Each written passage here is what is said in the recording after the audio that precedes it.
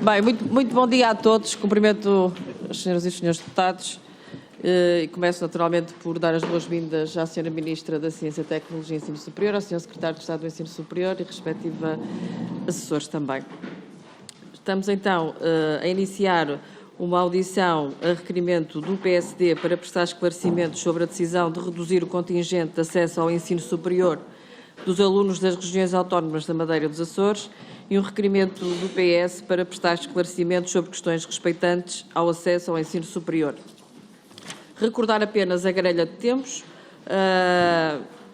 Os grupos parlamentares requerentes, cada um tem 5 minutos, a que seguirá a resposta imediata por parte do Governo.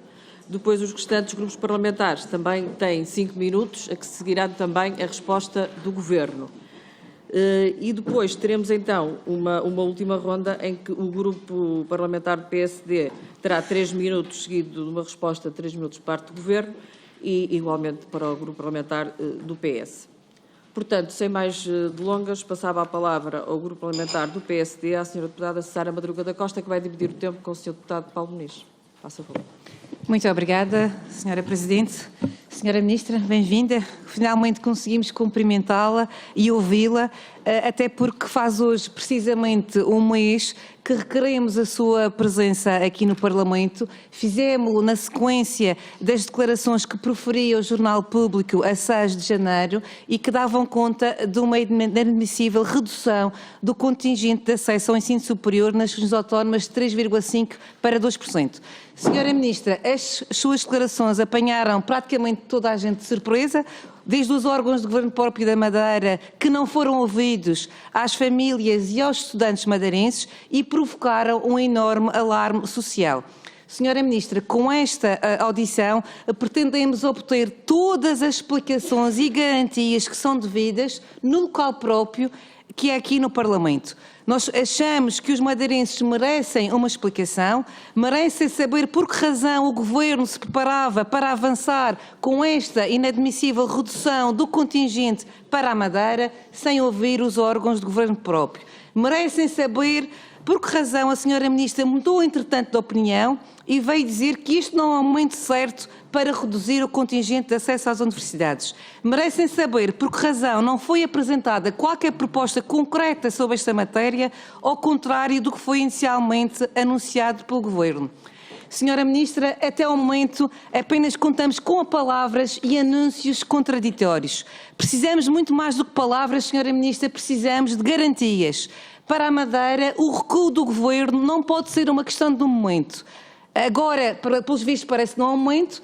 Fiquemos sem saber se daqui a 1 ano ou daqui a 2 anos é o momento para o Governo. E, portanto, nós achamos que este recuo do Governo tem que ser um reconhecimento de um princípio, um reconhecimento de um direito que é adquirido e que é válido para o futuro e que queremos hoje ver bem esclarecido. O recuo do Governo, Senhora Ministra, na redução do contingente não pode ser provisório ou circunstancial, tem de ser efetivamente definitivo. E é fundamental para nós que a Senhora Ministra dê hoje aqui aquelas garantias que nós achamos necessárias e fundamentais de que o recuo do Governo nesta matéria é verdadeiramente definitivo. Muito obrigada. Sr. Deputado Paulo Muniz. Muito obrigado, Senhora Presidente, senhoras e senhores deputados, Senhora Ministra e toda a sua equipe. Senhora Ministra, nós tivemos conhecimento pelos órgãos de comunicação social da intenção de reduzir o número que está reservado para o contingente Açores de acesso ao ensino superior de 3,5% para 2%. O ensino superior, a Universidade dos Açores, o acesso dos açorianos ao ensino superior é uma conquista inabalável do regime autonómico açoriano. Querer alterar esta conquista sem consulta aos órgãos de governo próprio, sem o fazer no local próprio, que é a Assembleia da República, é específico nesta comissão, que em razão da matéria é quem trata destes assuntos, é no mínimo uma falta de tato político. Recordo ainda que nas suas declarações disse-o claramente que não era matéria para ser alterada por agora, neste momento. Eu queria recordar-lhe e reafirmar-lhe que para nós nos Açores esta é uma matéria que, como eu comecei por dizer, conquista autonómica, nem sequer nos passa pela cabeça que a redução deste contingente possa ser equacionada nem nos termos, nem na forma como a senhora o fez. Aliás, não se fica só por este anúncio de tentativa de redução do contingente dos Açores, o ataque ou o não entendimento da importância da formação superior para os açorianos. Eu dou-lhe um exemplo muito concreto. Se a senhora Ministra, como julgo que sabe, pegar no Orçamento Geral de Estado para este ano, 2023, afete às instituições de ensino superior do país e dividir pelo número de habitantes, os Açores, per capita, têm 38,22% abaixo daquilo que é o valor para todos os restantes nacionais. Isso é absolutamente inadmissível. E vir dizer que para haver uma majoração de financiamento tem que fazer um contrato especial com a Universidade dos Açores, tem que impor regras num contrato, quando nós estamos abaixo daquilo que é o valor nacional, é no mínimo de uma insensatez que nós pensávamos que 40 e muitos anos de autonomia já não se iria verificar. Muito obrigado. Muito obrigada, Sr. Deputado. A palavra agora ao Governo para responder.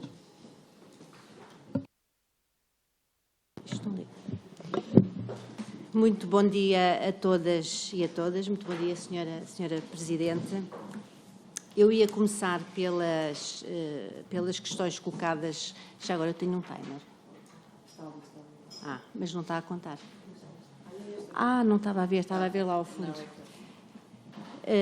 Eu ia começar pelas questões que a senhora deputada Sara Madruga colocou e já agora eu gostaria de esclarecer o seguinte. Eu nunca dei nenhuma entrevista ao público a dizer que o contingente, portanto, especial da Madeira e dos Açores ia baixar de 3,5% para 2%. Isto que fique claro, fique muito claro para todos. Aquilo que acontece no Jornal Público, há uma montagem em que colocam a minha fotografia ao pé de um estudo, porque, como sabem, toda a parte da revisão do acesso ao ensino superior, a parte dos contingentes é uma parte pequenina de muitas outras coisas que eu, se me derem a oportunidade, poderei explicar, existem no âmbito do acesso. E aquilo que foi feito houve uma proposta do Governo em que tinha várias hipóteses e há uma notícia no público que aparece e que fala dessa proposta e que coloca portanto, essa parte do contingente junto à minha fotografia. Portanto, que fique muito claro, aliás, nós fizemos um comunicado exatamente a esclarecer isto, eu nunca dei nenhuma entrevista ao público a dizer que o contingente ia baixar. Isso que fique muito claro. Portanto, isso não foi feito. Já agora, para esclarecer, aquilo que foi feita uma proposta com vários aspectos em que isso era mencionado, mas como eu estou a dizer, era uma proposta, quer dizer, nunca tal foi feito sem consultar os próprios órgãos. E já agora, portanto, a proposta foi apresentada a todos os atores participantes, nomeadamente o CRUP, o CSISP, e no CRUP nós até temos exatamente o reitor da Madeira e temos a reitora dos Açores. Portanto, os dois reitores das regiões autónomas estiveram presentes nessa reunião, mas volto a frisar, foi uma proposta que nós apresentámos e eu nunca dei nenhuma entrevista em que eu disse que isso iria ser possível. Portanto, já agora era um assunto que eu gostaria que ficasse aqui esclarecido de uma vez por todas, porque não corresponde à verdade. Portanto, eu nunca disse isso e, portanto, não podem colocar nas minhas bocas, portanto, aquilo que os jornalistas escrevem e dizem, portanto, isso a eles lhes diz respeito, mas não podem dizer uma coisa que eu não disse. Portanto, eu nunca dei nenhuma entrevista a dizer isso. Relativamente à intervenção do Sr. Deputado Paulo Muniz, vem um bocadinho também no mesmo sentido. Gostaria de qualquer das maneiras de dizer que relativamente à Universidade dos Açores nós temos uma reunião marcada para a semana com a Sra. Reitora exatamente para analisarmos e vermos o contrato de programa que está a ser delineado com a Universidade dos Açores e isso vai ser objeto de discussão durante a próxima semana. Não o foi no passado, portanto eu isso não posso responder por aquilo que não foi ou foi feito no passado, mas vamos ter uma reunião para a semana exatamente para falar sobre esses assuntos. Relativamente à parte do financiamento, também como sabem, em paralelo, para além da revisão do acesso ao ensino superior, o Governo também está a fazer a revisão do novo modelo de financiamento. Portanto, neste momento está em cima da mesa, houve um estudo da OCDE que nos deu algumas pistas e indicações sobre o novo modelo de financiamento das instituições do ensino superior e isso também está em cima da mesa e é uma coisa que vai ser revista, mas mais uma vez vai ser revista e com a participação de todos, porque nós temos todas as instituições de ensino superior irão ser ouvidas através dos seus representantes e vamos chegar a um modelo.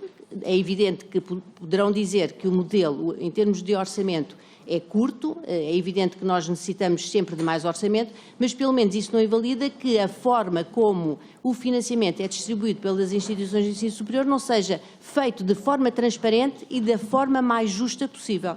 Já agora, também para lembrar, relativamente à Universidade dos Açores e à Universidade da Madeira, a Universidade dos Açores recebe 172% relativamente à média da distribuição que nós fazemos de todas as instituições do ensino superior. E no caso da Madeira, 124%.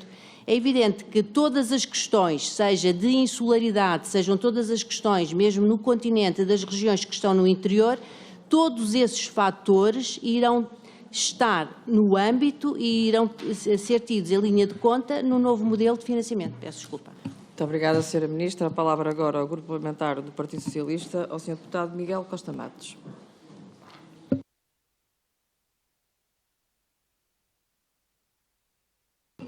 Muito obrigado, Sra. Presidente, Senhoras e Senhores Deputados, Sra. Ministra, Sr. Secretário de Estado. E começar por agradecer vir esta manhã a prestar esclarecimentos a esta Comissão sobre o modelo de acesso ao ensino superior, algo que também já pudemos ler na imprensa no dia de hoje e algo que naturalmente também será apresentado a todo o setor durante esta tarde e tem sido muito divertido ler as especulações que alguns enfabulam divisões e ver como os dois ministérios estarão hoje unidos para poder apresentar aquelas que são as conclusões, desde que é um passo em frente para o modelo de acesso e para algo que é de absoluta importância para o ensino superior. De facto, o ensino superior é um elevador social, um garante de igualdade de oportunidades, de horizontes para os jovens, é uma âncora de desenvolvimento regional para muitos municípios do nosso país, é um motor de investimento privado, de competitividade, fixando cá qualificações que permitem ao nosso país poder produzir e poder exportar. E, de facto, se nós olharmos para os últimos anos, vemos como partimos de um gravíssimo déficit de qualificações e hoje temos uma capacidade de poder os jovens acederem ao ensino superior na mesma medida da União Europeia. Os números são impressionantes. Pensar que há 30 anos, pouco antes de eu ter nascido, metade dos jovens abandonavam precocemente o ensino e hoje mais de metade dos jovens vão para o ensino superior e é por isso, de facto, o modelo de acesso ao ensino superior é algo que é de tanta importância e que preocupa tantos jovens num momento decisivo da sua vida. E sendo, de facto, o ensino superior e o ensino, em geral, uma importante arma contra as desigualdades, não deixa de ser, naturalmente, naquelas que é o seu processo, um reflexo também das desigualdades que existem na sociedade. E os exames, os métodos de avaliação são sempre instrumentos de avaliação que refletem essas desigualdades e que avaliam de forma imperfeita as competências e os conhecimentos que existem. No entanto, não temos outra maneira de poder, de maneira objetiva, analisar aquelas que são as competências e os conhecimentos e poder dizer quem pode e quem não pode entrar em cada um dos diferentes cursos. E interessa, por isso, fazermos esta análise não só na margem intensiva, portanto, em quem entra dos diferentes cursos que são competitivos, mas também na margem extensiva, equilibrando não só a questão da equidade no acesso, mas também a inclusão de quantas pessoas conseguem ingressar no ensino superior. E nós, de facto, não podemos ter esta discussão hoje ignorando que houve uma pandemia, ignorando que houve um estado de exceção, ignorando que durante os últimos anos nós, em vez de termos os modelos normais dos alunos terem que fazer exames a um conjunto de cadeiras e depois isso ser considerado uma nota de ingresso, que de facto foram dispensados exames a um conjunto de disciplinas. O modelo tem vindo a ser noticiado e que nos pedi também para poder apresentar, diminui o número de exames que um aluno tem de fazer para concluir o ensino secundário de 4 para 3. Mas vai aumentar o número de exames que um aluno tem de passar para ingressar no ensino superior, de 1 exame para 2 exames. E foi noticiado que mais de metade dos cursos terão, portanto, que passar do atual requisito de 1 exame para 2 exames. Isto acho que é uma discussão que é importante de se poder fazer. Nestes 3 exames foi dito que é à escolha do aluno. Era importante perceber se vai haver um requisito de se algum é trienal, se algum se pode ser realmente qualquer um deles, porque também está em causa a questão da proporcionalidade das diferentes notas dos exames, a questão de, passando de 1 para 2, se temos uma noção de quantos alunos que não têm, de facto, notas positivas a 2 exames e, portanto, poderão ficar aqui em causa, não pondo em causa, no entanto, que isso possa ser, enfim, um patamar mínimo de avaliação. Os 3 exames também que são apresentados são da escolha livre do aluno. E isso é de facto importante porque os alunos escolhem aos 14 anos a área para que vão, mas podem mudar de ideias. Podem querer fazer outras áreas. E o governo do Partido Socialista, os vários governos do Partido Socialista têm alimentado esta possibilidade de flexibilidade e de escolha. Mas os 2 exames que são depois apresentados para o ingresso no ensino superior são da escolha das instituições do ensino superior. E aqui era importante percebermos se da parte do Ministério vai haver a flexibilidade para as instituições poderem escolher qual é que é as diferentes combinações de exames que os alunos vão poder fazer, para percebermos se de facto vai continuar a haver esta flexibilidade ou se vamos afunilar mais aquela que são as linhas e os percursos formativos dos estudantes. O peso dos exames na nota de ingresso também vai subir. Era importante perceber também como é que isto repercute aquilo que tem sido a inflação de notas ao longo da pandemia e valorizar, enfim, que de facto todo este fediver em relação à autonomia e em relação às regiões autónomas. Nunca houve uma proposta no sentido de reduzir o contingente, houve apenas um documento de referência, já vou terminar, Sra. Presidente, e aí colocou-se todas as diferentes questões e, felizmente, o que interessa é colocar as questões e chegar às boas conclusões. E chegou-se às boas conclusões aí, chegou-se a boas conclusões no reforço do ensino profissional nas vagas de acesso aí, também para os alunos carenciados e também, enfim, para podermos assegurar melhor acesso ao ensino superior. Muito obrigada, Sr. Deputado. A palavra agora ao Governo para responder. Muito obrigada, Sr. Deputado Miguel Costa Matos, pelos comentários que elencou. De uma forma geral, aquilo que o Governo quer fazer relativamente a esta revisão, que não é uma reforma do acesso ao ensino superior, é uma revisão do acesso ao ensino superior, exatamente face aos tempos que vivemos, não só para além daquilo que estava também escrito em termos de programa, do próprio programa de governo, mas como sabem, passámos de uma pandemia, estamos a viver um tempo de regularidade, portanto voltámos ao período pré-pandemia e é evidente que, para além de voltarmos a um período pré-pandemia, já agora aproveitar também e fazer a revisão ao ensino, portanto, do acesso ao ensino superior, exatamente revendo alguns pontos. E isso foi feito tendo em base não só discussões tidas com o setor, portanto, todas estas propostas que foram apresentadas e que vão ser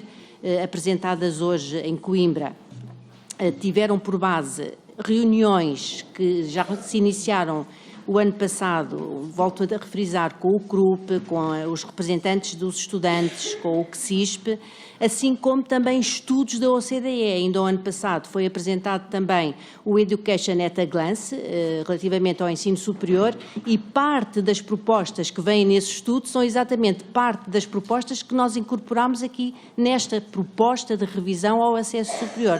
Portanto, são coisas, e algumas até são extremamente consensuais, porque eu penso que, acima de tudo, temos que ter também um pouco de bom senso. É evidente que, na proposta que aqui apresentamos, achamos que há melhorias que devem ser realçadas. Uma dessas melhorias tem a ver, por exemplo, com os próprios prazos. Portanto, isto é extremamente importante, não só para alunos que se encontram deslocados, que têm que procurar casa, mas também para os alunos que entram na terceira fase e que até aqui começavam as aulas com um desfazamento muito grande relativamente aos alunos dos outros anos. Portanto, há uma série de melhoramentos que são introduzidos nesta revisão que, acima de tudo, vão permitir que tenhamos um melhor acesso ao ensino, um melhor ensino e também um ensino de qualidade. O facto de, relativamente à questão dos exames, é evidente que nós não podemos dissociar o ensino superior do ensino secundário. Portanto, os alunos que terminam o ensino secundário são os alunos que entram no ensino superior, e nós aqui teríamos que fazer um balanço relativamente às regras que iriam ser apresentadas para o ensino secundário, e só em função dessas regras o ensino superior entraria em ação. Daí que, se tivesse feito exatamente essa alteração em termos de exames, portanto, no período pré-pandemia, nós tínhamos, em termos de ingresso, de 1 a 2 exames, mas no secundário tínhamos 4 exames obrigatórios. É evidente que, se agora no secundário vamos passar a ter 3 exames obrigatórios, é evidente que não queremos sobrecarregar os alunos com mais exames e reduzimos, no caso de 1 para 2, aumentámos de 1 para 2, peço desculpa, antes da pandemia tínhamos como provas de ingresso 1 a 2 e agora temos de 2 a 3, exatamente porque no secundário temos menos, temos 3 e antigamente existiam 4 exames obrigatórios. Portanto, penso que são melhorias nesta revisão que beneficiam os próprios alunos e, no fundo, foi isso que nós quisemos também realçar. Outra questão também, e uma vez que também não queremos deixar ninguém para trás, queremos que todos os alunos possam ingressar e que queiram ingressar, possam ingressar no ensino superior, independentemente da sua capacidade, das suas capacidades económicas. Nós lançámos também aqui exatamente um novo modelo no âmbito dos contingentes especiais que agora vão passar. Já tínhamos muitos, tínhamos os concursos especiais, tínhamos os regimes especiais, tínhamos os contingentes especiais. Confesso que havia até aqui, por vezes, uma confusão em termos de nomenclatura. Nós vamos passar a chamar contingentes prioritários em vez de contingentes especiais, exatamente porque são prioritários. E aí temos a introdução de uma cota de 2%, exatamente para os alunos mais carenciados, os do escalão A, de forma a que ninguém fique para trás e que se possa dar a oportunidade a todos, de uma forma mais justa, a que todos os alunos que queiram ingressar no ensino superior o possam fazer. Muito obrigada, Sra. Ministra. Peço desculpa. A palavra agora ao Grupo Parlamentar do Chega, à Sra. Deputada Rita Matias. Muito obrigada, Sra. Presidente. Começo por cumprimentá-la a si, cumprimento também as senhoras e os senhores deputados, cumprimento também a Sra. Ministra e o Sr. Secretário de Estado, agradecendo a oportunidade de poderem estar aqui a esclarecer-nos, nomeadamente nestas matérias de acesso ao ensino superior. Não sei se a Sra. Ministra eventualmente está equivocada, mas as declarações do Jornal Público no dia 6 de janeiro resultam de uma entrevista que o Sr. Secretário de Estado, sentado ao seu lado, Dr. Pedro Nuno Teixeira, terá proferido à Lusa. E, no âmbito dessas declarações, falou de várias alterações que irão ocorrer e das várias propostas, e é precisamente daí que é retirada as afirmações que nos dizem que, efetivamente, há uma intenção de rever os contingentes especiais para os candidatos oriundos das regiões autónomas. E se aqui já ouvimos o Partido Socialista, através da voz do deputado Miguel Costa Matos, dizer que, de facto, o ensino superior pode ser uma âncora de desenvolvimento social para as regiões, pergunto porquê é que as regiões autónomas estão a ser discriminadas e pergunto porquê é que, em momento algum, se sentaram com os decisores políticos, nomeadamente das regiões autónomas, uma vez que esta notícia foi recebida com muito espanto. A Sra. Ministra já pôde esclarecer-nos aqui em certa medida, dizer que, de facto, estas declarações não são suas, falou até em montagem, são palavras suas, e disse que houve várias hipóteses que o Governo colocou. Uma delas seria, então, esta revisão das cotas das regiões autónomas. E, portanto, exteriorizou a responsabilidade, colocou no lado do Governo, retirando alguma responsabilidade da sua parte. E eu pergunto, então, se não é a Sra. Ministra que tutela a área do ensino superior e da ciência, que realiza e que elabora as várias hipóteses para o ensino superior, quem é que é? É o Sr. Ministro Duarte Cordeiro? É o Sr. Ministro Fernando Medina? É o Sr. Primeiro-Ministro? quem é que, de facto, elaborou estas tais hipóteses que estão em estudo e, de facto, a quem é que nós temos que pedir esclarecimentos nesta matéria. E depois, porque a Sra. Ministra também diz que, de facto, o ensino superior tem que ser para todos, independentemente da condição económica, perguntar sobre esta nova cota de 2%. Portanto, a Sra. Ministra conhece o conceito de meritocracia? É que um aluno português, independentemente da sua condição socioeconómica, tem capacidade de aceder ao ensino superior mediante o trabalho individual, o seu esforço, a sua dedicação ao longo do percurso escolar, a obtenção de resultados e depois a frequência do ensino superior, porque o ensino superior, de facto, é para quem está vocacionado para tal. E, portanto, a Sra. Ministra é uma investigadora reputada, e, portanto, conhece os méritos científicos e académicos que tem, foi agora reconhecida e foi escolhida para estar à frente da pasta em que está, mas gostaria de saber que está a desempenhar essa função meramente por cotas, por exemplo, de género? Não se sentiria diminuída na qualidade e no esforço que fez quando lhe dissessem, olha, só está onde está por ser mulher? E, portanto, vamos dizer aos alunos do ensino superior que só estão onde estão por serem pobres? Portanto, é uma questão que gostávamos de trazer aqui e perguntar se este ensino é para todos, o que é que acontece aos alunos que, não sendo carenciados, fazem um percurso natural e têm mérito e podem entrar no ensino superior, mas, devido a esta cota, ficam excluídos. Outra questão que eu também gostava de perguntar é, a Sra. Ministra propõe-se a rever as vagas para os candidatos militares. Pergunto, em que medida? Pode dar mais esclarecimentos? Vamos penalizar também aqueles que querem servir a pátria? Depois, permita-me ainda fazer um pequeno salto, mas dizer que, se falamos aqui de acesso ao ensino superior, temos que olhar... Não sei se posso continuar a minha intervenção ou se a Sra. Deputada Joana Mortágua quer começar a sua. Vamos criar condições para continuar a audição, Sra. Deputada. Muito obrigada, Sra. Presidente. Porque falamos aqui de acesso ao ensino superior, temos que olhar também para aqueles que vão ingressar ou que já ingressaram no ensino superior. Poderíamos colocar as mesmas questões de sempre, dizer que, de facto, se queremos rever o acesso ao ensino superior, deveríamos de pensar na falta de camas, na dificuldade que existe para um aluno deslocado, por exemplo, no subsídio de deslocamento que foi revisto neste apoio complementar a alunos deslocados, que foi alargado e que agora seria de 300 euros, mas que, efetivamente, a grande maioria não tem essa verba e, portanto, os custos inerentes à inflação, de facto, não estão a ser custeados por esta verba que agora é disponibilizada e também porque esta verba chega a um número muito restrito de alunos, mas realmente este é sempre o discurso de sempre nos diversos grupos parlamentares e as respostas também são as mesmas de sempre, sabendo que há uma manifesta inação e até alguma incompetência por parte do Governo para, de facto, garantir condições de acesso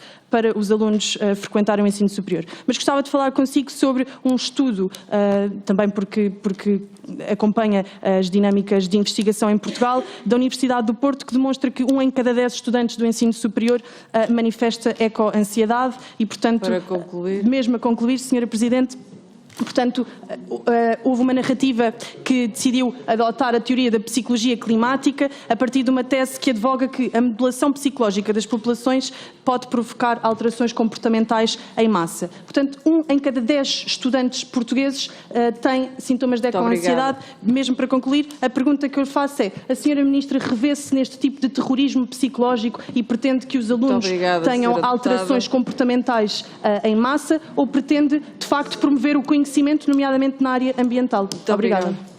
A resposta, agora o Governo tem o seu tempo, 5 minutos. Muito bom dia, muito obrigada, senhora Deputada Rita Matias, pelos comentários que colocou. É evidente que eu estou neste momento com a tutela da pasta da Ciência, Tecnologia e Ensino Superior e é evidente que quer eu, quer o Sr. Secretário de Estado, somos os responsáveis no Governo por esta área governativa.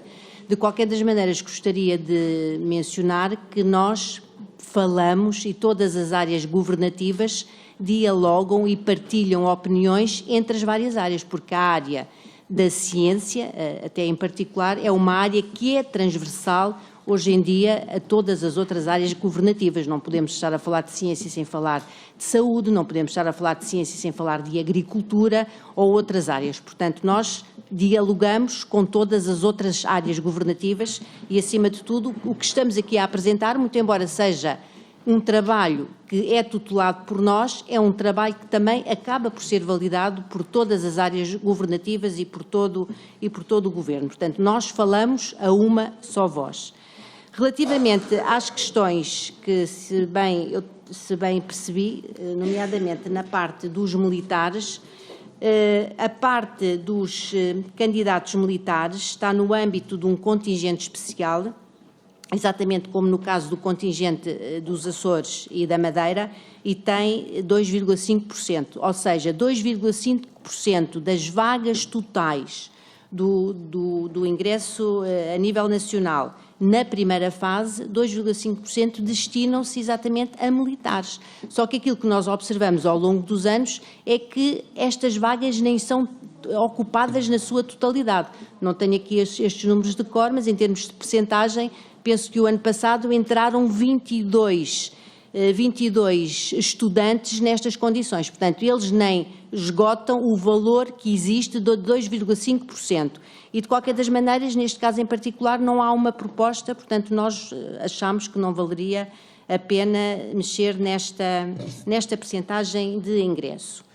Relativamente às últimas, eu depois vou passar a palavra ao Sr. Secretário de Estado para falar mais uma vez sobre a parte das declarações que foram dadas e com a confusão que existe com a notícia do Público. Eu depois vou pedir que se distribua o comunicado que nós fizemos a desmentir a notícia do Público. Portanto, eu vou pedir que isso seja distribuído por todos, exatamente para esclarecer que eu nunca dei nenhuma entrevista, foram hipóteses que foram tidas em linha de conta, foi um trabalho que decorreu no âmbito das várias reuniões que tivemos desde o ano passado com os vários intervenientes. Por algum motivo, esse trabalho chegou a um jornalista que publicou e que colocou a minha fotografia. Portanto, não dei nenhuma entrevista, nunca falei nisso, nem poderia falar. Portanto, que isso fique muito claro. De qualquer das maneiras, eu vou passar agora ao Sr. Secretário de Estado para acrescentar alguma coisa na parte das declarações à O Sr. Lusa. Secretário de Estado tem a palavra. Muito obrigado, Sr. Presidente. Muito bom dia a todas e a todos. Ponto prévio. Eu acho que era importante clarificar aqui duas coisas. Primeiro, quando nós estamos a falar de contingentes prioritários, não estamos a falar de cotas. Porque, em rigor, aquilo que estes candidatos têm é um acesso prioritário na colocação em termos do regime geral de acesso. Ou seja, se estas vagas não forem ocupadas, estas vagas revertem para o regime geral. Portanto, do ponto de vista conceptual é muito diferente de cotas, porque cotas significava que aquelas vagas ficaram bloqueadas. O que existe, conforme a Sra. Ministra explicou, e por isso é que nós nos preocupamos em redesignar por contingentes prioritários, é que há grupos de candidatos que são tratados com prioridade na colocação. Porquê? Porque o Governo entende, e isso foi absolutamente consensual do ponto de vista da discussão que tivemos com todas as entidades, que nós devemos tratar da mesma forma aquilo que é idêntico e tratar de forma diferente aquilo que é diferente. E por isso significa que, por exemplo, os candidatos com uma deficiência grave são os primeiros a poderem escolher e que as suas escolhas sejam dadas provimento. Por isso é que há uma legislação específica do ponto de vista daqueles que tiveram desempenho militares e por isso têm este acesso prioritário.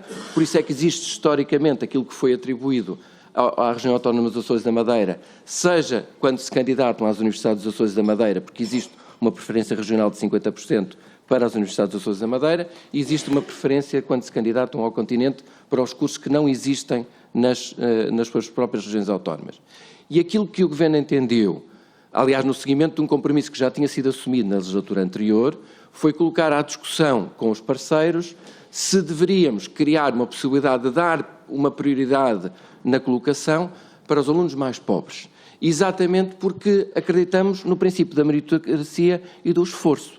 Aquilo que nós estamos a propor é que os melhores alunos dos alunos mais pobres tenham prioridade na escolha, porque todos eles tiveram acesso a condições muito mais desvantajosas ao longo da vida, e nós sabemos que Portugal é um país que tem uma rigidez na reprodução da pobreza muito forte, ou seja, a probabilidade de ser pobre por se ter nascido Sra. Deputada, não tem a ver com a questão do socialismo, tem a ver com o facto de nós termos profundas desigualdades. Os países que têm um nível de desigualdade mais forte são países que têm um Estado de Providência menor. Porque os países que têm tido uma tradição de um Estado de Providência e de um Estado Social mais forte são aqueles que têm níveis de desigualdade menores. E poderíamos dar vários exemplos, não temos tempo, a Sra. Presidente da Comissão não me vai deixar, mas isso é muito fácil de mostrar.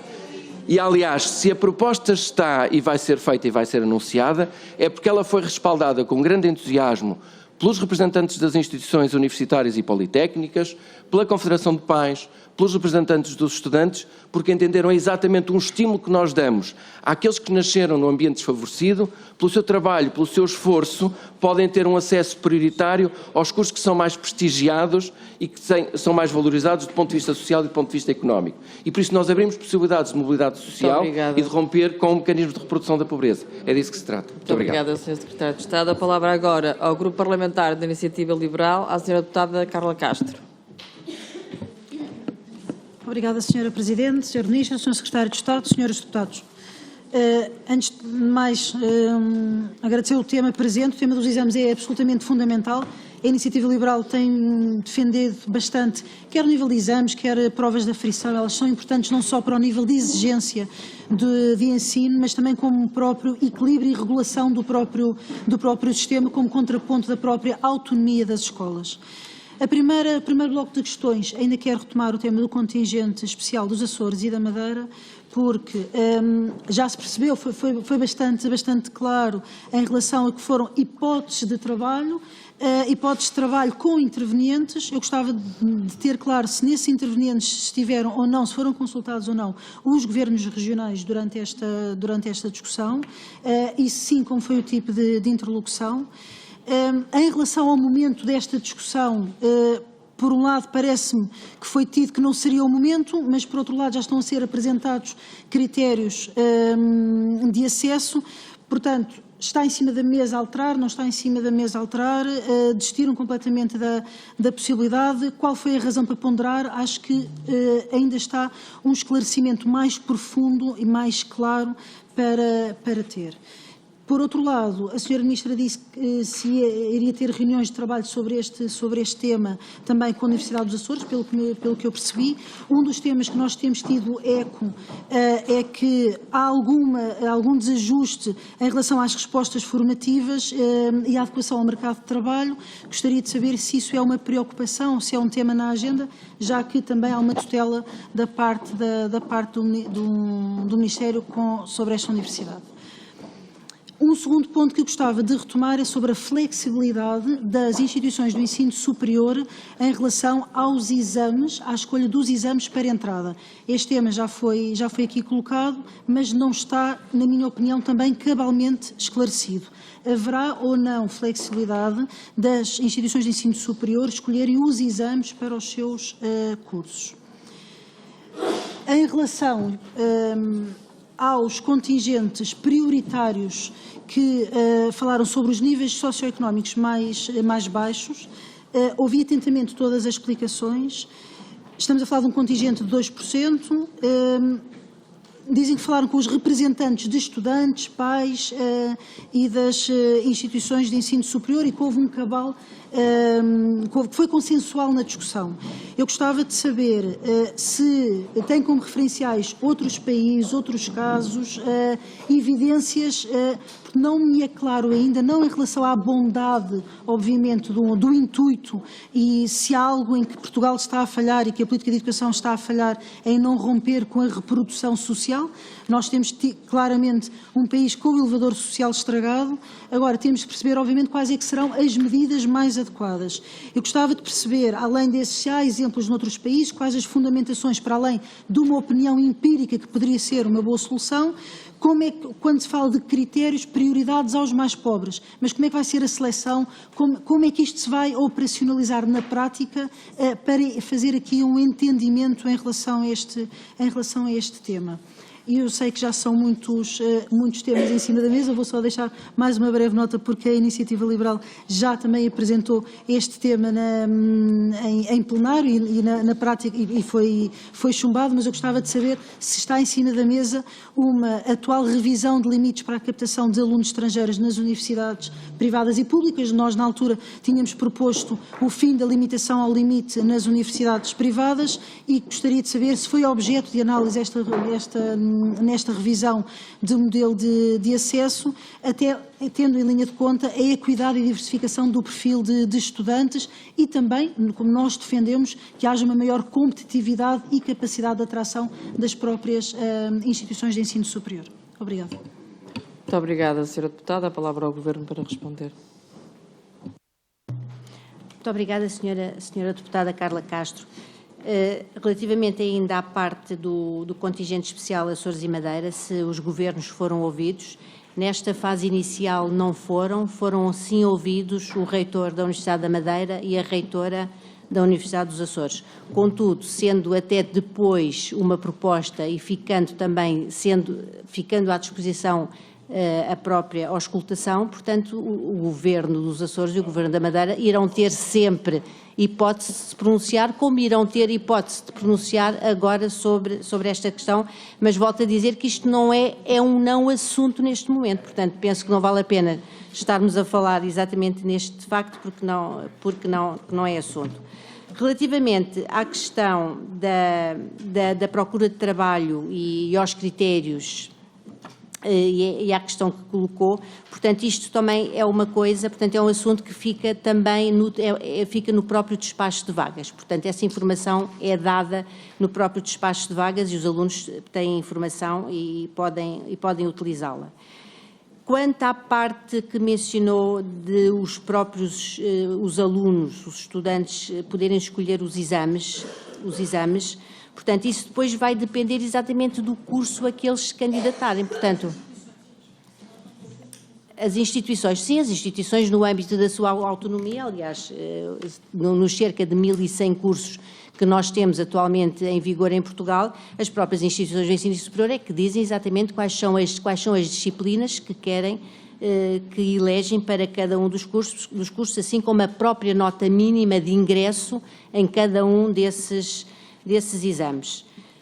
Relativamente à questão dos alunos mais carenciados e aos 2% que vão ser introduzidos exatamente para estes alunos, aquilo que nós propomos é que isso seja já introduzido este ano, em 2023, portanto este ano, mas num estudo piloto que depois será também feita a sua avaliação antes de ser disponibilizado para todas as instituições. Neste momento, aquilo que vai acontecer é que há instituições do ensino superior que são voluntárias e que irão aderir exatamente, que irão disponibilizar vagas exatamente para estes alunos no âmbito deste estudo piloto e depois será feita uma avaliação e aquilo que pretendemos é que isto seja alargado no futuro exatamente a todas as instituições do ensino superior.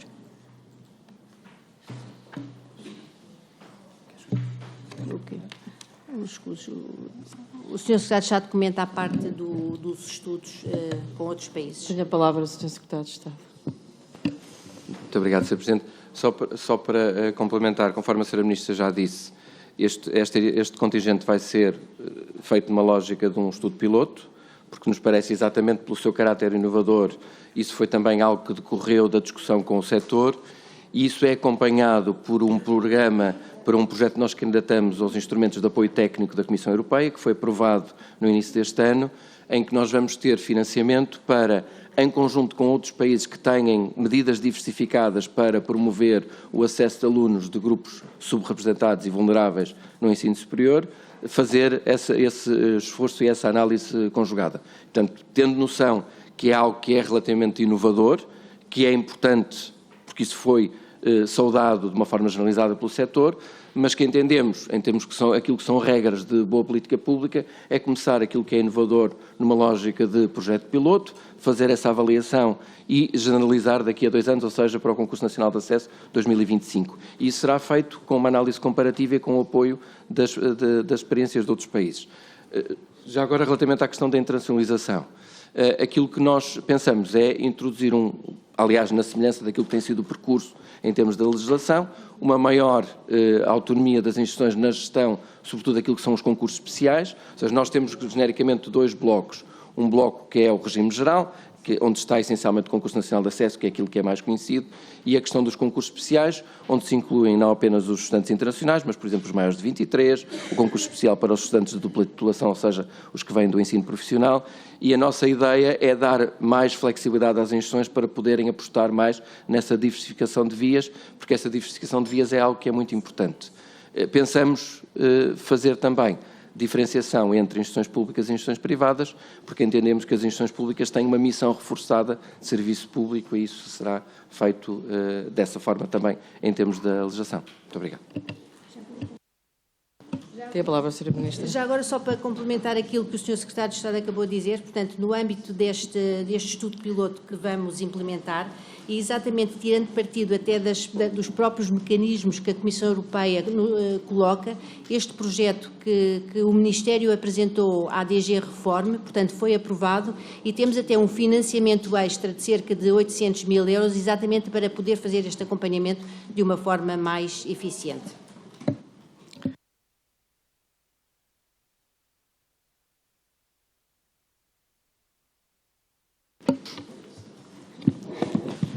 Muito obrigada, Sra. Presidente. Cumprimento a Sra. Ministra, o Sr. Secretário de Estado.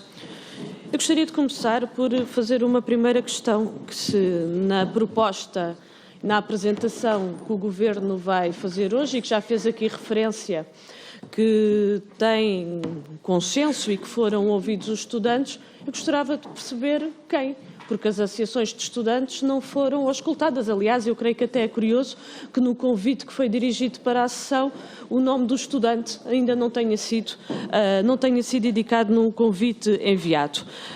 O Governo, naquilo que já anunciou relativamente a esta proposta sobre o acesso ao ensino superior, gostaríamos de dizer 2 aspectos, e estou a referir aquilo que o Governo já tornou público e que está até inclusivamente no portal do Governo, que representa uma profunda desvalorização da avaliação contínua, que agrava as condições de acesso ao ensino superior, que agrava e dificulta. É uma proposta mais elitista e aquilo que o Governo diz querer combater, que se prende com haver escolas privadas que inflacionam notas, pois, Sra. Ministra, é exatamente a escola privada que sai beneficiada de todo este processo, porque com aumentar o peso dos exames na ponderação da nota para acesso ao ensino superior e em que a nota final de conclusão do ensino secundário não pode ter um peso superior aos dos exames, aquilo que está a beneficiar é exatamente isso, que é aquele ensino que é virado não para a aprendizagem, não para a reflexão, não para o espírito crítico, mas para o treino para passar um exame. E eu creio que não é isto que queremos da escola pública. Creio que não é este o modelo que é necessário para a valorização da aprendizagem e para uma justa avaliação dos estudantes e para garantir o acesso de todos aqueles que queiram aceder ao ensino superior. E a questão que se coloca é por que razão é que o Governo não aposta na avaliação contínua? Por que razão é que o Governo não avança com um modelo de avaliação que promova a formação integral do indivíduo, que promova, como já aqui referi, estratégias de aquisição de conhecimento, de espírito crítico, de reflexão e continue a centrar a avaliação em que 2 horas vão definir o percurso do estudante? Toda aquela que foi a sua avaliação, o seu trabalho, o seu empenho, a sua dedicação. Isto é completamente remetido para um plano menor e para uma profunda desvalorização, que só desvaloriza a escola pública, só desvaloriza aquilo que é o processo de avaliação. Mais, um modelo de seleção e de exclusão, não é um modelo de inclusão e um modelo que condiciona a própria aprendizagem.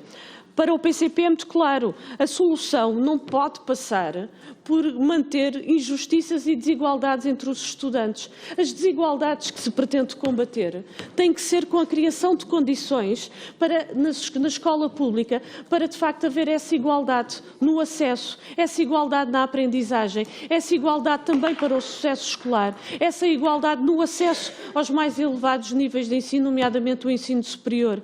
E isso é com investimento nos profissionais, com investimento na criação de condições e de materiais e de equipamentos que permita, de facto, esbater as desigualdades que hoje existem e não continuar num modelo em que só aprofunda ainda mais assimetrias, que é isto que o Governo anunciou.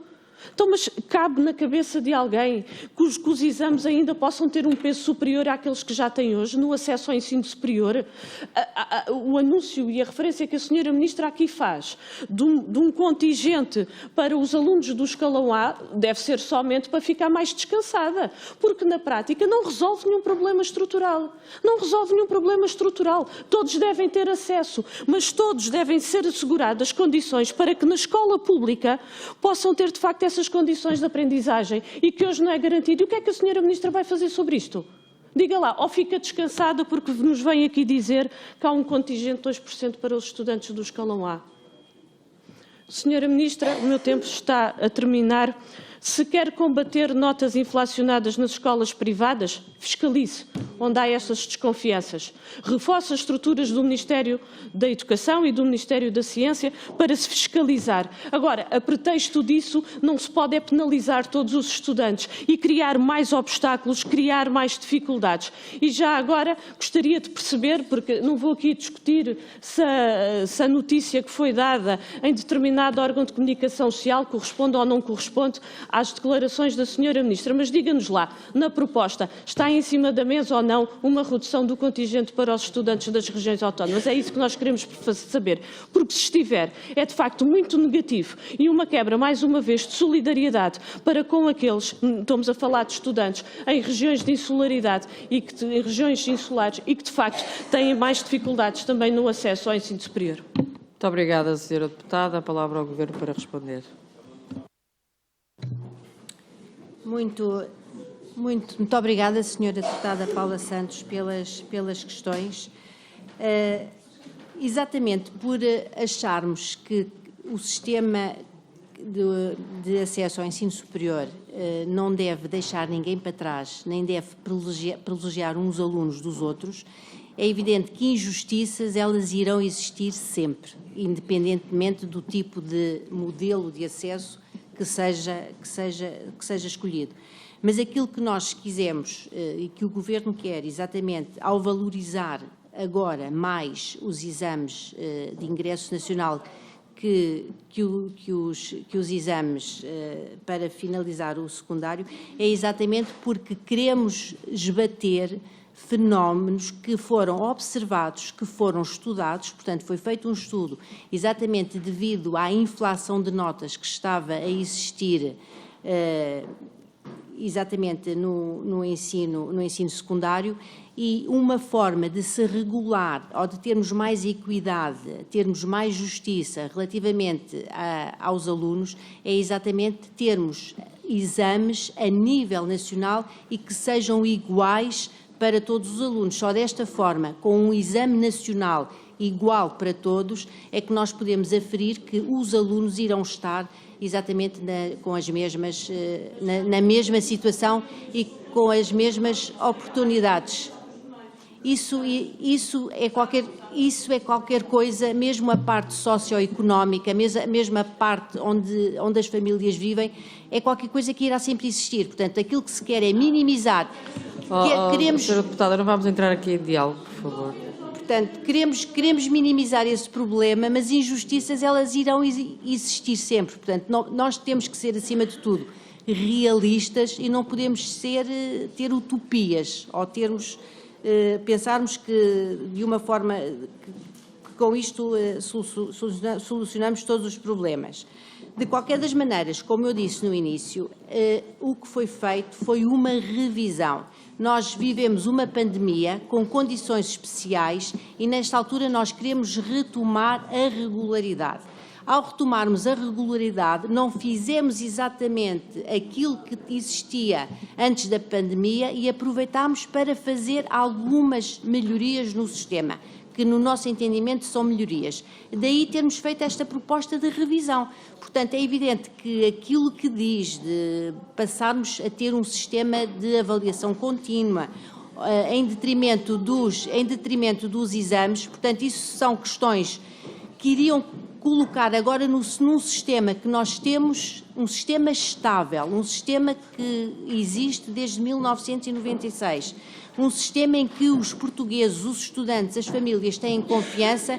Eu penso que essas mudanças seriam demasiadamente bruscas e iriam introduzir no sistema não só desconfiança, como alguma instabilidade. Acima de tudo, aquilo que nós não queremos é introduzir, nesta altura, depois de uma pandemia, com todos os problemas que isso também acarreta para os estudantes e para as famílias, criar instabilidade e criar incertezas. Relativamente, mais uma vez, ao contingente que falou, portanto, o contingente especial para os Açores e para a Madeira não vai ser alterado. Portanto, já disse isto várias vezes, portanto, já referi que isto não é um assunto e que fique muito claro que não vai haver qualquer mexida relativamente a essa questão. Não sei se o Sr. Secretário de Estado quer acrescentar alguma coisa. Tem a palavra o Sr. Secretário de Estado. Muito obrigado, Sr. Presidente. Sra. Deputada, só para clarificar duas outras notas, que eu penso que há aqui um mal-entendido. Os estudantes foram ouvidos nas duas rondas de reuniões. Senhora Deputada, não vamos entrar aqui em diálogo, está bem? Senhora Deputada, não vamos entrar em diálogo, o Sr. Secretário de Estado está a responder. Tenho direito a prolongamento? Muito obrigado.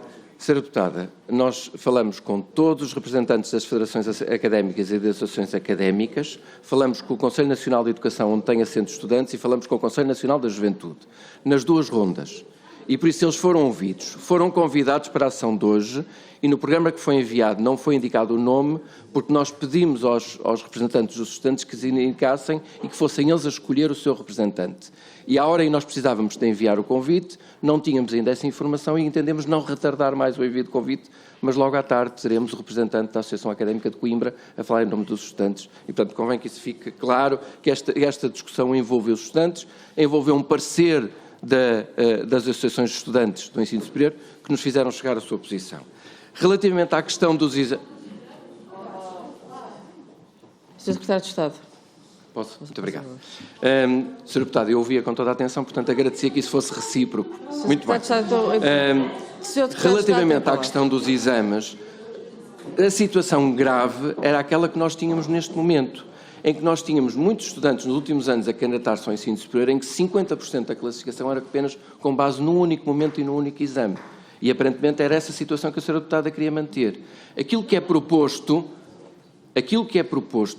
é exatamente permitir que a avaliação dos estudantes em termos de provas de ingresso possa ser mais robusta, porque em vez de ter apenas concentrado no momento todo este peso das provas de ingresso, está distribuída por 2 a 3 provas. Caberá às instituições de ensino superior decidir quais são as provas que são adequadas, porque têm a competência científica e pedagógica para isso.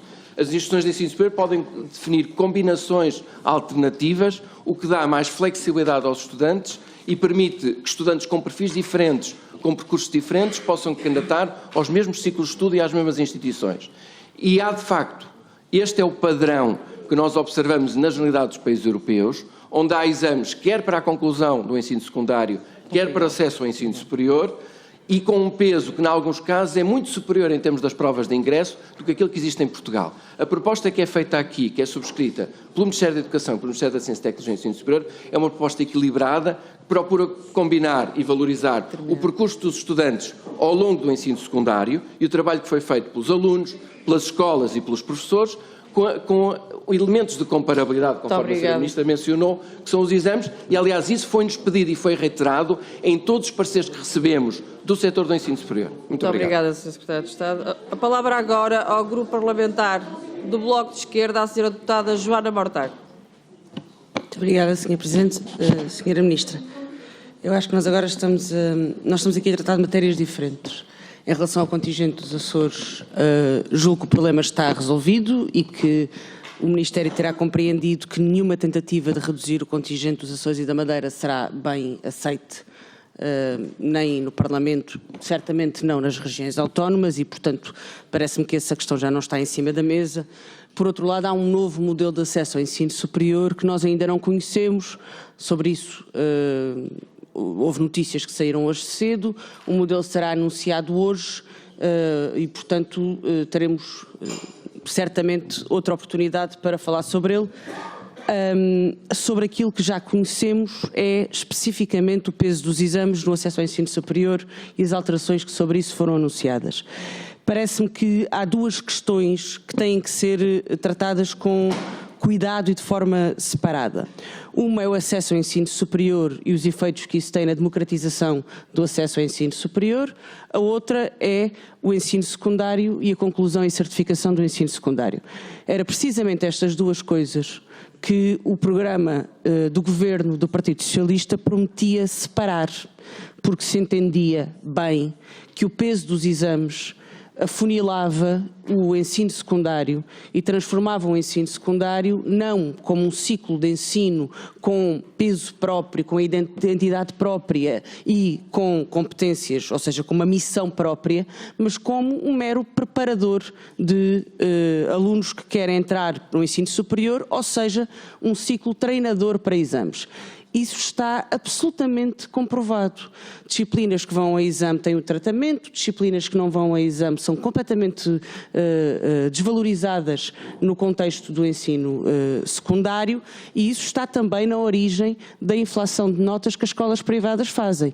E quando se fala em inflação de notas, é bom não falar o ensino secundário, não. As escolas privadas que são responsáveis por 90%, 80% da inflação de notas. Eu até relembro que no último estudo que se fez sobre as escolas que reiteradamente inflacionavam notas, em 10 estava o Colégio Dom Diogo de Sousa de Braga, o Externato Carvalho Araújo de Braga, o Externato Camões de Gondomar, o Colégio Paulo VI de Gondomar, além de alguns nossos conhecidos como o Ribador, o Externato Camões, agora já estava a repetir, o Ribadouro, o Luso-Francês, o Colégio da Trofa, o Colégio Dom Duarte, colégios que muitas vezes estão bem acima no dito ranking. E, portanto, o que é que eu queria dizer com isto? Eu subscrevo as palavras do Presidente do CNE quando diz que não separar a conclusão e a certificação do ensino secundário da entrada e do método de seleção de entrada do ensino superior é um problema para o ensino secundário. E é um problema pedagógico, e é um problema que não vai ficar resolvido com este novo modelo de acesso ao ensino superior. E depois há outro problema, que é o do acesso ao ensino superior e da democratização do ensino superior. E aí eu não posso deixar de discordar completamente da ideia de que os exames devem ter um peso superior. Os exames são um elemento de avaliação profundamente injusto. Só existem por uma questão de comparabilidade entre escolas. Como se nós não tivéssemos introduzido métodos de aferição que deveriam ser valorizados e que deveriam ser utilizados para precisamente identificar aqueles que inflacionam notas. O peso dos exames é em si, na nota interna, é em si uma desvalorização do papel dos professores e da capacidade dos professores de avaliar os seus alunos. Mas na nota externa e, portanto, no acesso ao ensino superior, o exame nacional... Vamos criar condições para a senhora deputada continuar, está bem? Senhora deputada Joana Mortágua, Rita Matias, acha, como estamos a falar de escola, acha que estamos no ensino primário. O peso do exame no ensino superior é um fator que acentua as desigualdades, porque, como se sabe, os alunos não têm as mesmas condições de acesso à preparação para o tipo de avaliação que é feito para entrar no ensino superior, que é o exame. Portanto, a nota no exame nacional depende muito das condições que os estudantes têm para se preparar, para estudar, para pagar explicações, de serem ou não trabalhadores estudantes, de terem condições de habitabilidade, tudo aquilo que a pandemia mostrou que eram as fragilidades das desigualdades sociais no acesso à educação, fica em evidência no exame e nas condições que os alunos têm para se preparar para um exame. Precisamente por isso, porque o exame privilegia quem pode preparar-se para ele, não privilegia quem se esforçou ao longo de 3 anos no ensino secundário. E, portanto, queria deixar 2 notas sobre esta matéria. Uma é o Governo falhou na promessa que fez de separar a certificação do ensino secundário do acesso ao ensino superior.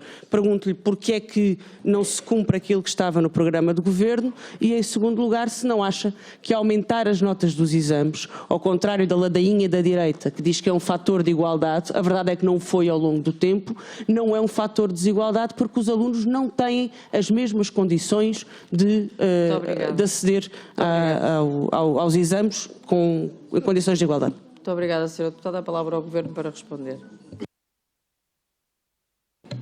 Muito obrigada, Sra. Deputada. Muito obrigada, Sr. Presidente. Muito obrigada, Sra. Deputada Joana Mortágua. É evidente que a reforma ou o novo modelo de acesso que o Governo está aqui a apresentar e que está aqui a propor não vai resolver todos os problemas que nós enfrentamos, nem este nem qualquer um outro existente num país em que as condições de acesso sejam muito melhores do que aquelas que nós temos hoje em dia. De qualquer das maneiras, face ao histórico que existiu e face à evolução que nós temos vindo a observar e também com base em modelos que existem noutros países europeus, portanto isso não foi o estudo que vai ser hoje apresentado, não vai detalhar todos esses problemas, mas nós estamos a terminar exatamente o estudo em que é feita uma comparabilidade com outros países europeus.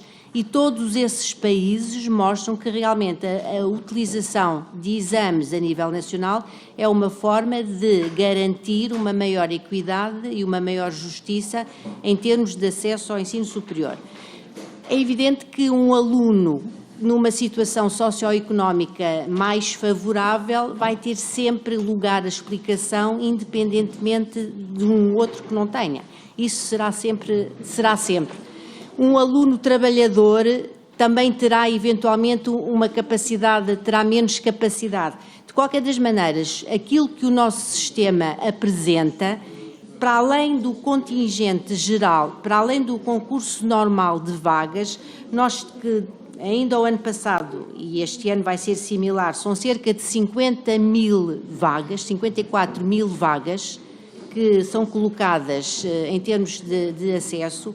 Para além das 50.000 vagas do acesso geral a nível nacional, nós temos cerca de 20.000 vagas, 20.000 alunos que entram numa outra série de regimes, desde o mais 23, desde desportistas, por exemplo, desde alunos trabalhadores. Portanto, para além das 54.000, nós temos um conjunto de 20.000, porque há muito mais áreas, entradas a nível do acesso superior que de alguma forma colmatam todos os problemas ou todas as situações que indicou. Portanto, nós achamos que pode não ser o modelo ideal, mas neste momento é o melhor modelo que o Governo apresenta em termos de acesso ao ensino superior. Como também foi dito, isto vai ser discutido hoje à tarde, vai ser apresentado hoje à tarde e vai ser comentado hoje à tarde não só na área do ensino superior, mas também na área da educação, e é evidente que aquilo que pretendemos é que o modelo final que irá ser implementado será ainda um modelo bem melhor do que aquele que está aqui a ser apresentado, porque é para isso que nós aqui estamos todos a conversar e a fazer com que ninguém fique para trás e que o modelo seja o melhor que nós conseguirmos fazer. Não sei se o Sr. Secretário de Estado quer acrescentar alguma coisa. Tem a palavra o Sr. Secretário de Estado. Muito obrigado, Sr. Presidente. Sra. Deputada Joana Mortágua, para clarificar aqui uma questão. Quando nós estudamos a distribuição das notas, a questão das discrepâncias não são apenas entre colégios privados e escolas públicas, são também entre escolas públicas e entre escolas privadas. E são também entre diferentes distritos, ou seja, a preponderância de notas muito altas é diferente entre escolas públicas e escolas privadas, quando comparamos escolas públicas e quando comparamos escolas privadas, e quando comparamos diferentes partes do país. E essa discrepância é muito maior nas notas internas do que é nas notas de exame. E é por isso que é consensual em termos do setor, e foi isso que nos foi dito em vários pareceres e nas várias reuniões, e essa também é a nossa posição, que os exames, tendo limitações, tendo dificuldades que todos nós conseguimos reconhecer, e eu, enquanto professor, e a professora Elvira Fortunato, não teremos problema em subscrever a importância e a valorizar a avaliação contínua, mas quando estamos a falar de um sistema em que cerca de 60 mil candidatos concorrem entre si, nós temos que ter critérios de justiça relativa. E os exames nacionais provam a evidência, prova o estudo que a DGEC publicou há cerca de 2 semanas, minimizam essas desigualdades que existem e que existirão sempre, existem em Portugal, existem em qualquer país, a evidência é abundante do impacto que o contexto familiar tem no desempenho dos estudantes, mas aquilo que nós temos obrigação é que, para propor um modelo, conforme a Sra. Ministra dizia, que minimize essas desigualdades, trabalhando obviamente noutras frentes, que não passam apenas pelo sistema de acesso, passam por outras coisas, mas não é sobre estas coisas que nós estamos aqui a falar. E por isso aquilo que nós estamos aqui, nomeadamente, porque já agora só mais um elemento, cerca de 3/4 dos alunos que se candidatam no Concurso Nacional de Acesso escolhem um curso com nota mínima igual ou superior a 16 valores. E, portanto, esta questão não é uma questão de uma franja, de uma minoria de estudantes, e aliás mais de metade desses estudantes escolhem como primeira opção um curso cuja nota mínima seja igual ou superior a 16 valores. E é por isso que há uma grande concorrência de notas. E por isso, se nós não introduzirmos uma regulação e uma métrica que seja comparável, e essa métrica são os exames nacionais, aquilo que nós estamos a deixar é livre circuito àquilo que são essas discrepâncias que só iriam aprofundar essas desigualdades que aparentemente preocupam tanto o Sr. Deputado. Muito obrigada, Sr. Secretário de Estado. A palavra de novo ao Grupo Parlamentar requerente do PSD, ao Sr. Deputado Paulo Muniz. Eu peço rigor agora no cumprimento do tempo, uma vez que o plenário já começou. Muito obrigado, Sra. Presidente. Sra. Ministra, eu vou pedir que se distribua a sua entrevista ou a notícia no público sobre a intenção de redução do contingente dos Açores. E, Sra. Ministra, no dia 6 de janeiro, aquilo que a senhora diz que, nas suas palavras, foram uma montagem do Jornal Público, tem a sua fotografia e a resposta da intenção da redução do contingente. O seu comunicado surge no dia 17 de janeiro. Ou seja, no meu caso, se eu tivesse uma montagem num jornal reputado como o Público, como este, no dia 6 de janeiro, eu teria feito o desmentido no mesmo dia. É evidente, por uma questão de salvaguarda e de honra de imagem. Bom, o que é que se passa entre 6 de janeiro e 17 de janeiro? Um fenómeno que nós já nos habituamos, que são os deputados do Partido Socialista, das regiões autónomas nestes casos, a fazerem de porta-vozes da Sra. Ministra. E, de facto, o que aqui está subjacente foi que a Sra. Ministra arrepiou o caminho naquilo que era a sua intenção, naquilo que é a sua proposta, ou se quiser, naquilo que foi pensado conforme tem no seu comunicado, e ao ter arrepiado caminho, fê-lo porque os deputados do PSD e as regiões autónomas, de forma veemente, se levantaram contra este anúncio. Esta é que é a verdade. E, portanto, não vale a pena vir dizer que o Jornal Público fez uma montagem com a sua fotografia e a senhora, entre o dia 6 e 17 de janeiro, é que leva esse tempo todo a pensar como é que vai responder a essa situação. Adicionalmente, e vou pedir que se distribua, faça favor, o Orçamento Geral do Estado, se dividir pelo número de habitantes, aos Açores em matéria de ensino superior, ficam 38%, 38,22% abaixo per capita do restante do continente. Isto é, o que era razoável é que a distribuição dos valores do dinheiro para o ensino superior, nomeadamente para os Açores, fosse sensivelmente o mesmo per capita que é para o resto do país. E, portanto, não só é 38% abaixo, como a senhora, ao invés de equilibrar sem mais nenhum contrato de programa, vai fazer o favor de fazer um contrato de programa para majorar aquilo que é o orçamento da Universidade dos Açores, quando ela já está inicialmente 38% abaixo. per capita dos valores atribuídos. E isso para não falar no valor que o Estado atribui ao investimento e desenvolvimento do ensino superior, que é 58% per capita abaixo dos Açores, quando comparado com o restante do país. Isso é inadmissível. Ou seja, parece que a senhora está a fazer um favor em trazer a condição de financiamento per capita dos açorianos em matéria de ensino superior para aquele que é o nível do restante do país. Não é favor nenhum. Nós não precisamos de um programa especial. Nós queremos estar exatamente na média nacional. E para isso não precisa de condições específicas. Eu pergunto-lhe, finalmente, se assume que aqui o recuo em matéria de redução do contingente é definitivo. Diga-nos, não vão haver mais propostas para reduzir o contingente dos Açores. Muito obrigada, Sr. Deputado. Tenho a palavra ao Governo para responder. Dispõe de 3 minutos. Muito obrigada, Sr. Paulo Muniz. Volto a dizer, Sr. Deputado Paulo Muniz, peço desculpa, eu volto a dizer que não dei nenhuma entrevista. O que está aí são declarações, é uma notícia do jornalista Samuel, do Jornal Público, que utiliza várias partes de um texto e que coloca a minha fotografia. Eu nunca disse, não dei nenhuma entrevista a dizer isso. Volto a dizer. E já vou pedir para se distribuir exatamente o comunicado que fizemos a seguir, logo a seguir, a desmentir esse facto. De qualquer das maneiras, relativamente ao financiamento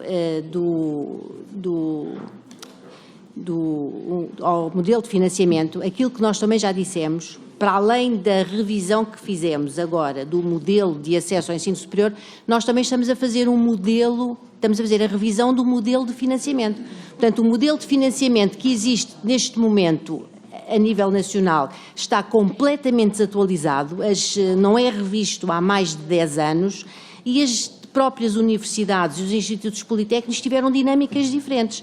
Portanto, aquilo que nós queremos é que se tenha um modelo de financiamento que seja justo, seja para a Universidade dos Açores, seja para o Instituto Politécnico de Bragança, por exemplo. Ele tem que ser justo e na própria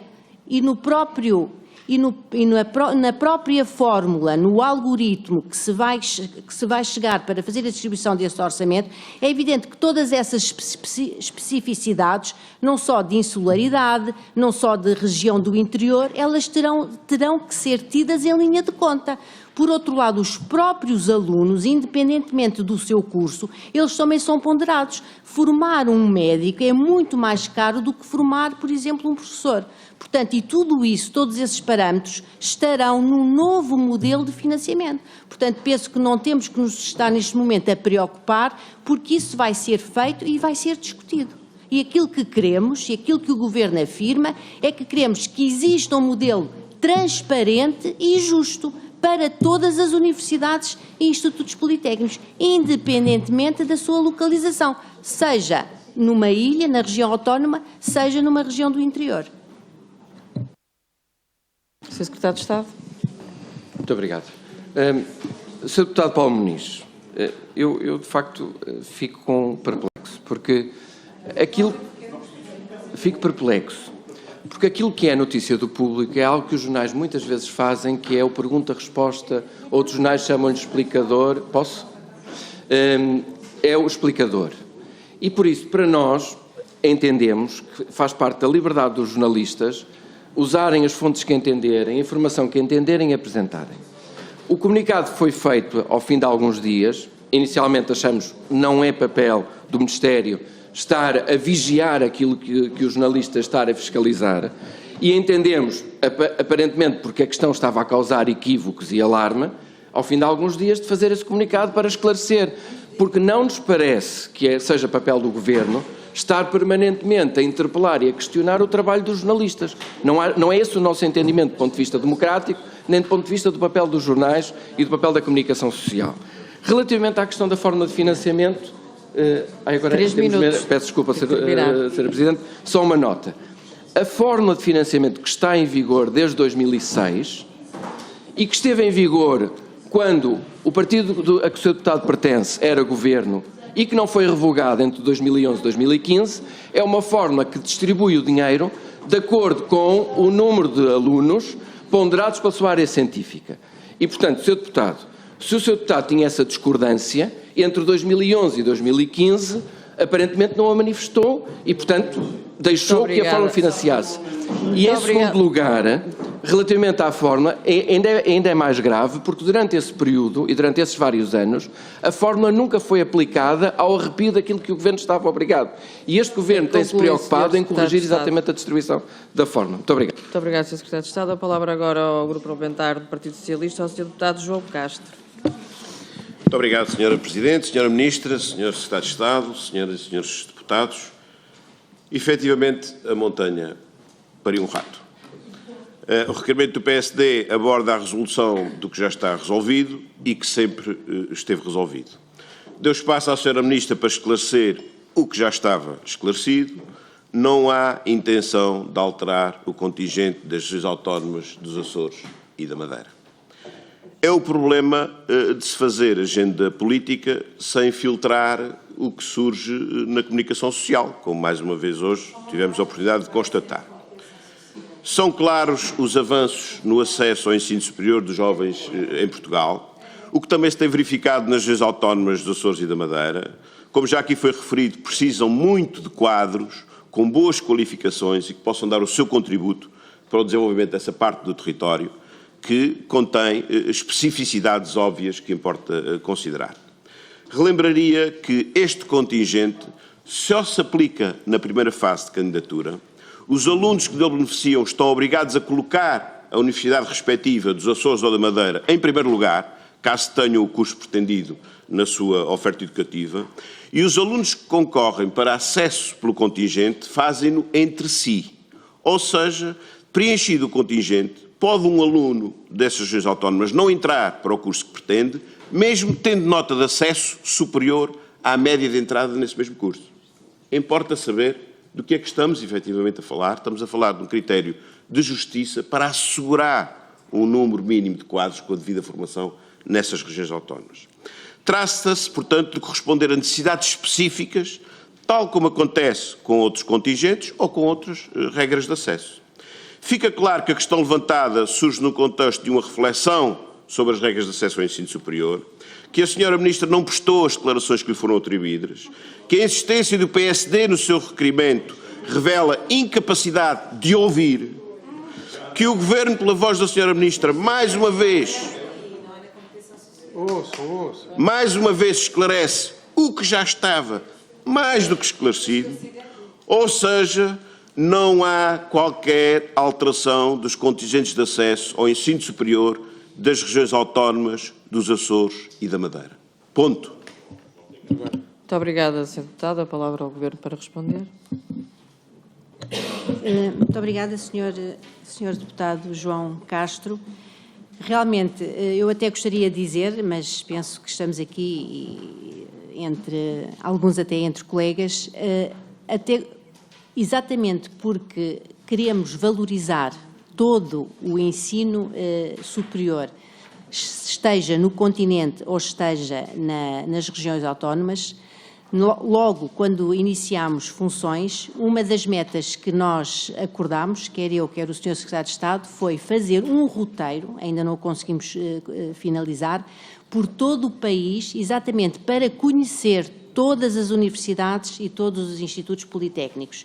E gostaria de dizer, vale o que vale, que as primeiras visitas que fizemos a instituições do ensino superior foi à Universidade dos Açores e à Universidade da Madeira, exatamente porque queremos valorizar o ensino que lá é praticado e queremos, aliás, tomei uma nota, na Universidade da Madeira, aliás, fomos muito bem recebidos, porque não ia lá um ministro há 12 anos. Portanto, acho que isto também mostra o empenho que o Governo tem em valorizar todo o ensino superior e, em particular, o ensino superior na região da Madeira e dos Açores. Eu estive nos Açores a semana passada, estive nos Açores há 3 semanas e vou estar nos Açores ainda este mês. Exatamente porque Exatamente, porque, aliás, durante toda a minha vida, nunca tinha visitado a Madeira e foi até uma excelente oportunidade de chegar ao Governo para visitar a Ilha da Madeira. Portanto, queremos, acima de tudo, um melhor ensino, queremos que todos os alunos, independentemente... Eu geralmente costumava dizer, eu e o Sr. Secretário de Estado somos professores, portanto, e na turma, quando damos aulas, ou fala o professor ou falam os alunos. Portanto, aqui os senhores deputados ou nos deixam falar e nos ouvem, nós também, quando vocês falaram, nós estivemos calados e estivemos a ouvir. Portanto... Ministra, vamos concluir.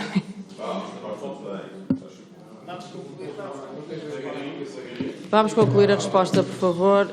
Portanto, e para finalizar, basicamente aquilo que nós gostaríamos de referir são exatamente as melhorias que esta revisão do acesso ao ensino superior introduz. Não foi aqui muito falado, mas são os prazos, portanto é extremamente importante para os alunos. Nós ganhamos cerca de 4 a 5 meses em termos de prazos. Os estudantes têm acesso a todas as regras, ao guião. Portanto, aliás, como podem ver, isto é um problema complexo face a toda a parte da candidatura. Introduzimos os 2% no regime, introduzimos um contingente prioritário pela primeira vez, exatamente para permitir, como foi mencionado, temos um estudo piloto que vai já ser iniciado este ano e que vai ser depois avaliado e se tudo correr bem, irá ser também utilizado por todas as instituições do ensino superior, e penso que com esta revisão do ensino superior vamos ter um ensino superior mais justo e um ensino superior melhor. Portanto, é isso que nós pretendemos e penso que é isso que todos os portugueses também pretendem. Muito obrigada, Sra. Ministra. Terminamos assim esta audição. Agradeço a presença da Sra. Ministra e do Sr. Secretário de Estado e de todos os senhores deputados e, portanto, agora seguimos os nossos trabalhos para o plenário. Muito bom dia.